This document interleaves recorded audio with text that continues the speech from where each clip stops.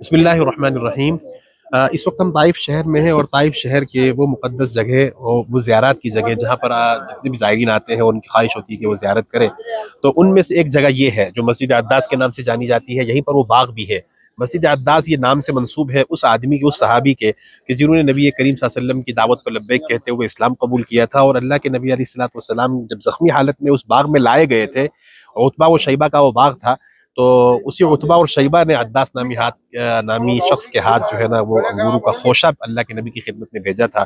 تو عداس نامی آدمی جب اللہ کے نبی علیہ السلام کے پاس پہنچے تو نبی علیہ السلام نے جب ان کو دعوت دی تو وہ اسلام قبول کر کے مسلمان ہو گئے تھے۔ زخمی حالت میں اس باغ کے اندر وہ سارا واقعہ پیش آیا تھا، تو یہیں وہ باغ بھی ہے اور ساتھ میں یہ مسجد عداس بھی ہے۔ تو کتنا وہ دردناک کربناک منظر رہا ہوگا جب اللہ کے نبی علیہ السلام کو اس قسم و پرسی کے عالم میں تکلیف سے نڈھال، پورے بدن سے لہو لہان خون کی صورت میں یہاں رکھا گیا، اور اللہ کے نبی اسلام کے اس وقت کے الفاظ وہ تھے جو آج بھی کتابوں میں درج ہے۔ نبی علیہ السلام نے کوئی شکوہ شکایت نہیں کی، طائف کے لوگوں سے کوئی شکوہ نہیں کی، یہی کہا، اپنے اللہ سے یوں کہا، اے اللہ انی اشکو الیک ضعف قوتی وقلت حیلتی، میرے پیارے اللہ میں اپنی کمزوری کی آپ سے شکایت کرتا ہوں۔ قوم سے کوئی شکوہ نہیں کیا۔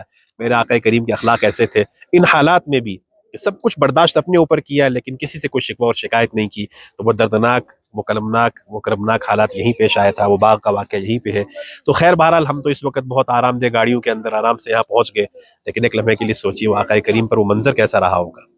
اتنا تو ہم کر سکتے ہیں نا کہ آقا سے وفا کر لیں، اتنا تو ہم کر سکتے ہیں نا آقا کی زندگی کو اپنے لیے مشعل راہ بنائیں، آقا سے محبت کریں اور عشق کی حد تک کریں، سب کچھ قربان کرنے کے لیے تیار رہیں، اور قربان کرنے کی سب سے بہترین طریقہ عملی زندگی ہے۔ ہم آقا کریم کی عملی زندگی کو اپنا لیں گے تو انشاءاللہ دنیا بھی سنورے گی اور آخرت بھی سنورے گی۔